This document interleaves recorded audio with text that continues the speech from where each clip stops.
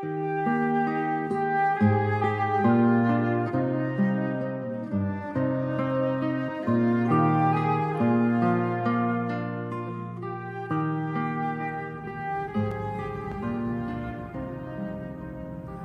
kembali para bapak, ibu, saudara-saudari, dan adik-adik yang terkasih di dalam Tuhan Yesus Kristus, dan dimanapun Anda berada, berkah dalam. Kali ini Romo ingin merenungkan, merefleksikan, yaitu perumpamaan mengenai kerajaan Allah, yang diumpamakan seperti 10 gadis, 5 bodoh, dan 5 bijaksana. Di mana ke-10 gadis ini adalah menyongsong mempelai laki-laki yang akan datang, yang mana mereka akan mengiring mempelai laki-laki itu menjemput pengantinnya. Saudaraku terkasih, tradisi pada waktu Matius, bahwa mengapa ke-10 gadis ini ikut mengiring mempelai laki-laki untuk menjemput pengantinnya. Karena ini merupakan kesempatan bagi para gadis-gadis itu untuk memperoleh tunangan dan akhirnya pasangan. Dan tentu saja tidak semua bisa ikut. Ada yang tidak bisa ikut, yang tentu masuk dalam kelompok yang mungkin tidak punya pakaian, mungkin parasnya tidak elok, dan mungkin juga tidak dimau. Nah demikianlah maka 10 gadis menanti kedatangan mempelai laki-laki yang akan diiring. Mereka mempersiapkan pelita yang berisi minyak. Namun mereka sendiri tidak tahu kapan mempelai itu datang. Mereka tunggu, dan hanya mengantuk dan tertidur. Dan mereka terbangun ketika ada suara berseru,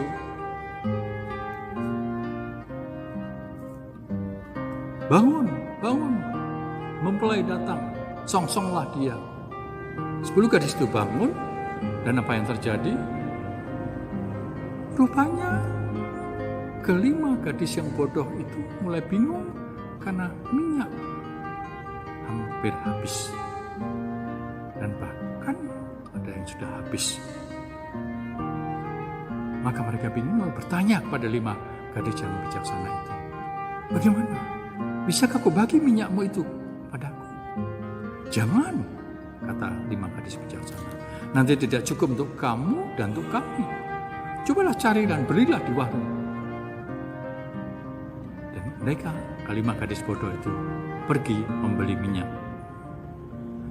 Namun janganlah ditafsirkan bahwa ke-5 gadis bijaksana itu adalah memperhatikan kepentingan diri di atas kepentingan sesama, sehingga menolak untuk membagi minyak.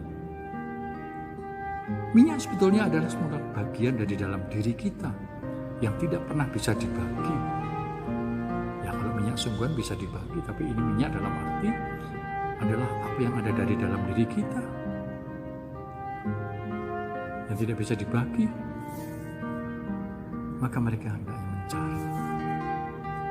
Lalu mereka mencari, dan persis mereka mencari pengantin mempelai laki-laki datang, dan mereka mengiring dan akhirnya masuk dalam suatu perjamuan pernikahan. Lalu ke-5 gadis bodoh datang, dan apa yang terjadi? Mereka juga ikut masuk, tetapi tidak bisa masuk karena pintu sudah tertutup. Dan mereka mengatakan, buka pintu. Tapi rupanya yang di dalam mengatakan, "Aku tidak mengenal kamu." Saudaraku terkasih di dalam Tuhan, kita mengerti apa sebetulnya minyak yang diumpamakan ini. Dan tak lain adalah iman sejati, kebenaran, dan Roh Kudus yang ada di dalam diri kita, yang telah dicurahkan ke dalam diri kita masing-masing. Namun tidaklah mudah. Tidak setiap orang anggota gereja itu sungguh mempersiapkan hal itu untuk kehidupan bersama, untuk mengatasi sebuah persoalan atau persoalan-persoalan yang dihadapinya. Ada yang easy going, santai, nanti gampang. ada yang sungguh-sungguh mempersiapkan. Jangan sampai ada sesuatu yang tidak kita harapkan terjadi di depan. Inilah sikap yang diwujudkan oleh 5 gadis bijaksana. Dia membawa pelita dan minyak, juga persediaan minyak yang ada.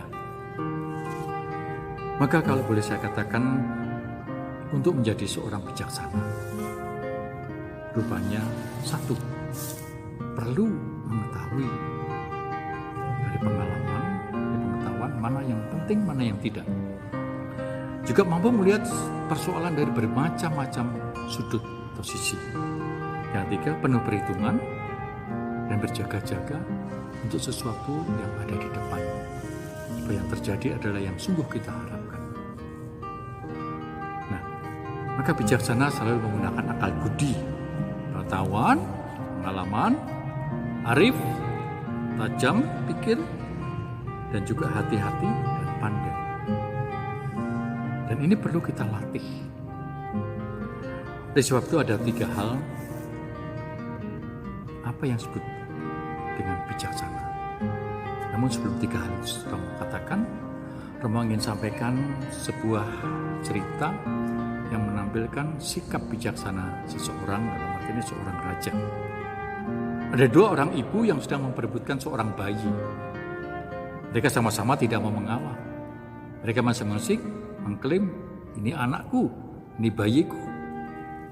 Maka dibawalah mereka kepada seorang raja. Dan adalah seorang raja yang bijaksana. Dia mengatakan, anak siapa ini? Anakku, anakku. Tidak ada yang mau mengalah.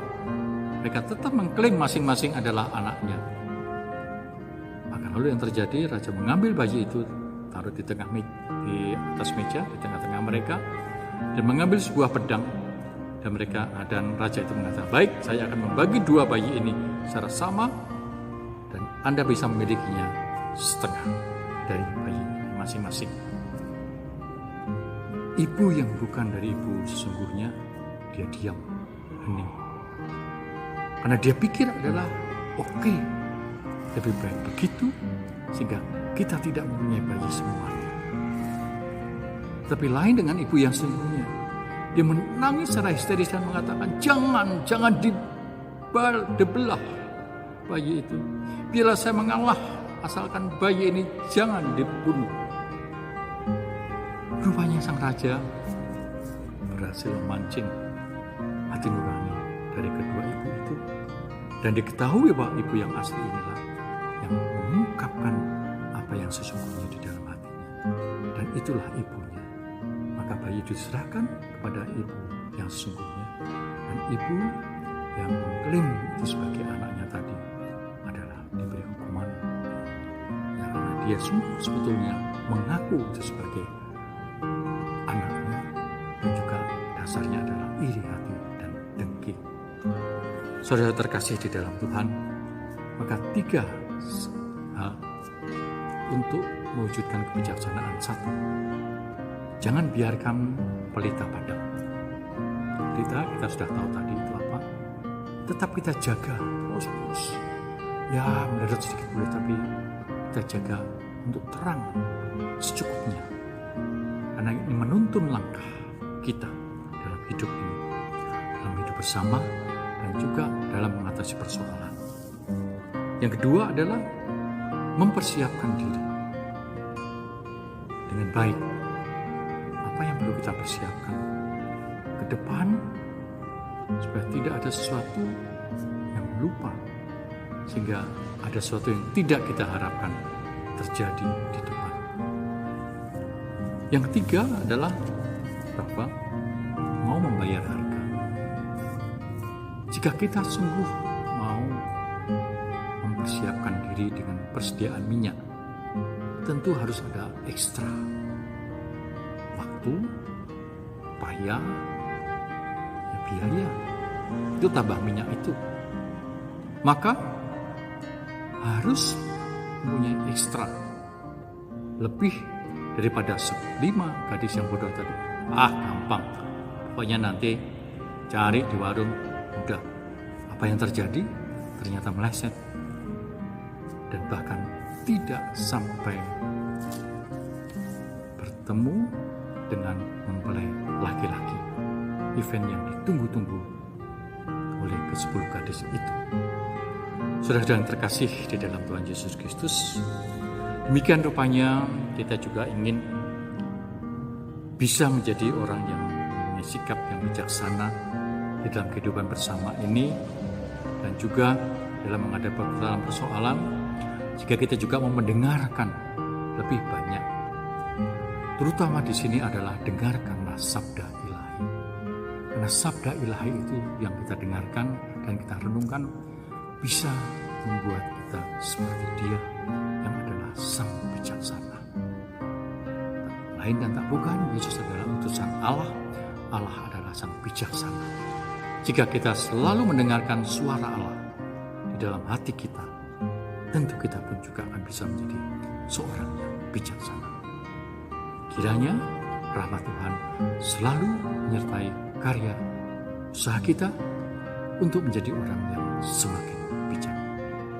Tuhan memberkati Bapa, Putra, dan Roh Kudus.